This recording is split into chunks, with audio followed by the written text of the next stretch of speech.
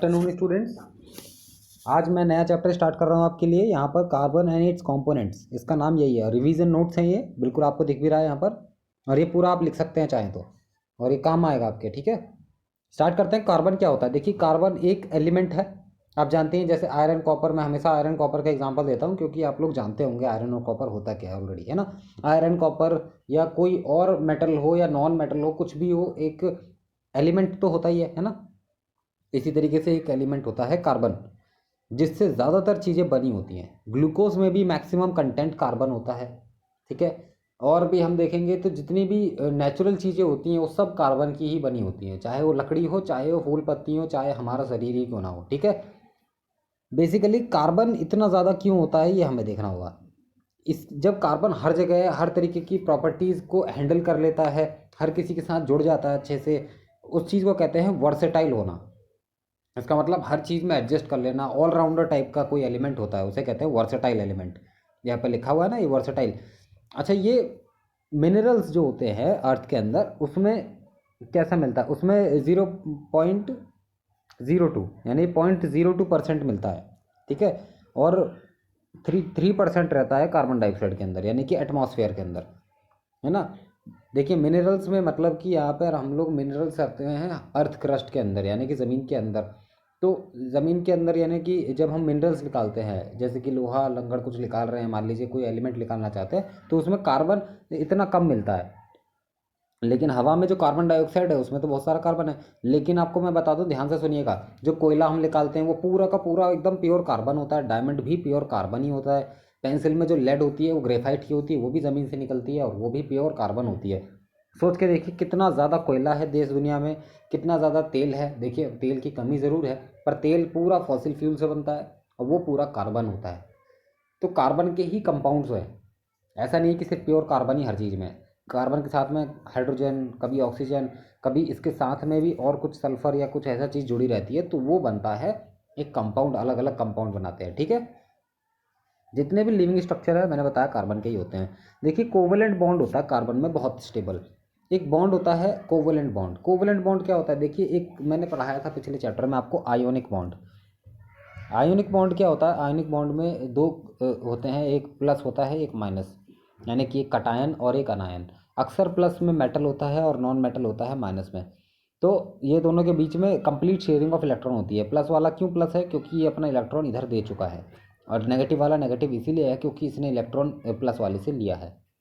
तो इनके वजह से यहाँ पर एक बीच में एक अट्रैक्शन पैदा होता है, क्योंकि ये अलग अलग चार्जेस के हैं।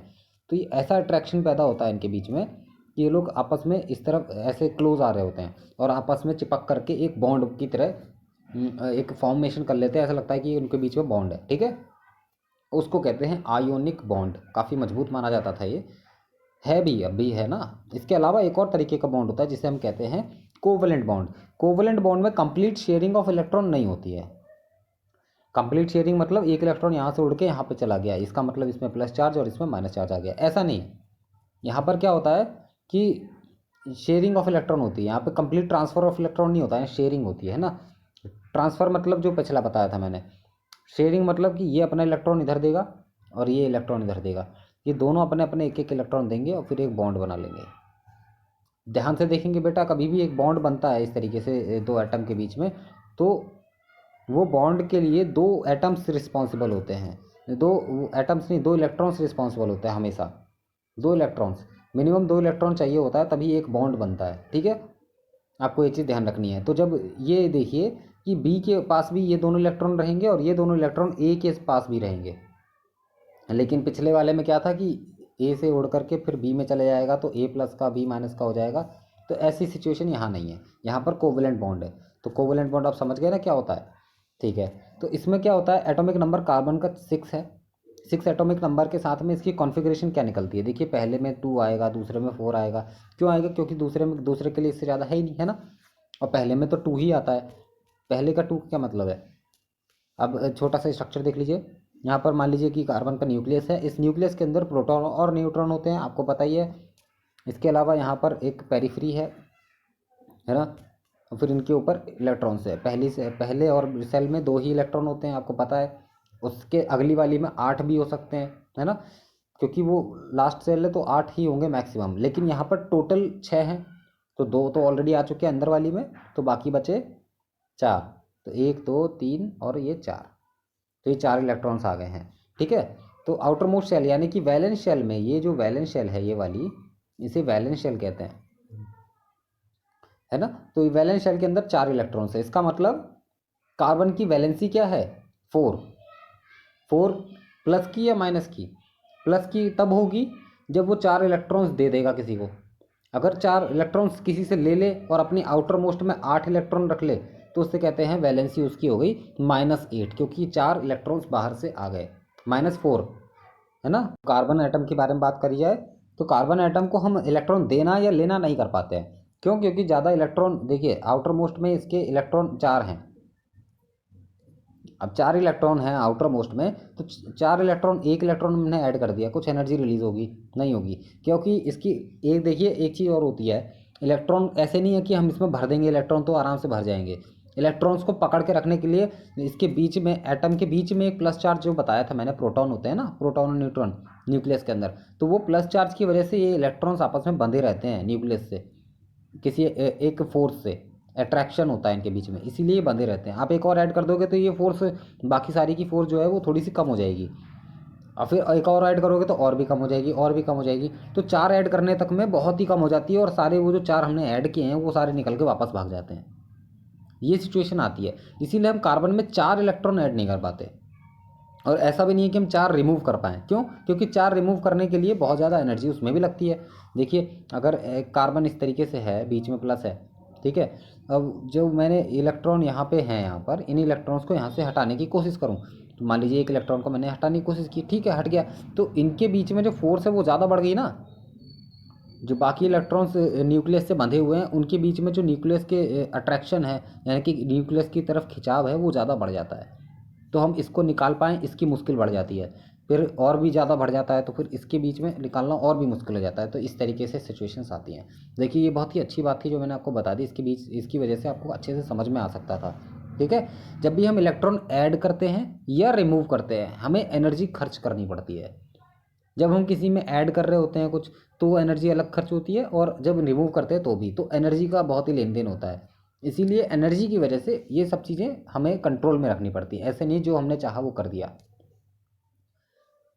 और दूसरी बात क्या है कि देखिए यहाँ पर आपको carbon attains noble gas configuration by sharing it's electron with other atoms. तो कार्बन एटम्स को कम्प्लीटली ट्रांसफ़र, तो इलेक्ट्रॉन्स को कम्प्लीटली ट्रांसफ़र नहीं कर पा रहा है, आपने देख लिया, ठीक है। लेकिन कार्बन के अंदर एक टेंडेंसी ये होती है कि अगर वो कोई दूसरा एटम आ जाए तो वो उसके साथ में इलेक्ट्रॉन को शेयर कर सकता है। ये इसने अपना एक दिया, एक इसने दिया, और इसने एक शेयर कर लिया। तो अब यही इलेक्ट्रॉन, ये जो 2 इलेक्ट्रॉन बने, यही 2 इलेक्ट्रॉन इसके पास भी हैं और यही 2 इलेक्ट्रॉन इसके पास भी हैं। तो दोनों के पास ये बढ़ गए, एक एक इलेक्ट्रॉन बढ़ गया, है ना, और ट्रांसफ़र भी नहीं करना पड़ा। इसको कहते हैं कोवलेंट बॉन्ड बनाना। तो ये कोवलेंट बॉन्ड बेटा ऐसे बनता है। इसके अलावा एक चीज़ और ध्यान रखेंगे कि कोवलेंट बॉन्डिंग की जो मेन जो है डेफिनेशन, वो कार्बन को ही लेकर के बताई जाती है, क्योंकि कार्बन सबसे अच्छा कोवलेंट बॉन्ड बनाता है। ठीक है, इसके अलावा कुछ हाइड्रोजन होते हैं, ऑक्सीजन, कुछ एलिमेंट जैसे कि हाइड्रोजन, ऑक्सीजन, है ना, हाइड्रोजन, ऑक्सीजन, नाइट्रोजन या क्लोरीन, ये सब के सब क्या कर लेते हैं, ये बढ़िया बढ़िया एकदम वैलेंस इलेक्ट्रॉन्स को आपस में शेयर करते हैं कार्बन के साथ में, और उसके साथ अच्छा अच्छा बॉन्ड बना लेते हैं। जैसे कि कार्बन है यहाँ पर, तो इसके साथ में एक इलेक्ट्रॉन यहाँ पे शेयर किया जाएगा, ये एक अपना इलेक्ट्रॉन देगा और क्लोरीन अपना देगा, तो ये दोनों मिलकर के एक बॉन्ड ऐसा बना लेंगे जो कि इसके पास भी आएगा ये इलेक्ट्रॉन, और ये इसके पास भी आएगा। समझ रहे हैं आप? तो क्लोरीन के आउटर मोस्ट में तो बेटा 7 होते हैं, तो एक और आ गया कार्बन की मदद से शेयर करके, तो वो 8 हो गया, तो क्लोरीन स्टेबल हो गया। लेकिन कार्बन तो अभी स्टेबल नहीं है, तो ये 3 हाइड्रोजन और जोड़ लेगा अपने पास, ठीक है, शेयरिंग से। तो ये ध्यान रखना, कभी भी कार्बन आयोनिक बॉन्ड नहीं बनाता, क्योंकि वो ट्रांसफ़र नहीं कर पाता है इलेक्ट्रॉन्स को, हमेशा कोवलेंट बनाएगा। इसके अलावा देखिए कोवलेंट बॉन्ड जो बन रहे हैं वो भी ऐसे नहीं है कि एक ही तरीके के बॉन्ड होते हैं। कई बार कोवलेंट बॉन्ड बनाते बनाते सिंगल बॉन्ड भी बनाने में काम चल जाता है, कई बार डबल बनते हैं, कई बार ट्रिपल भी बन जाते हैं।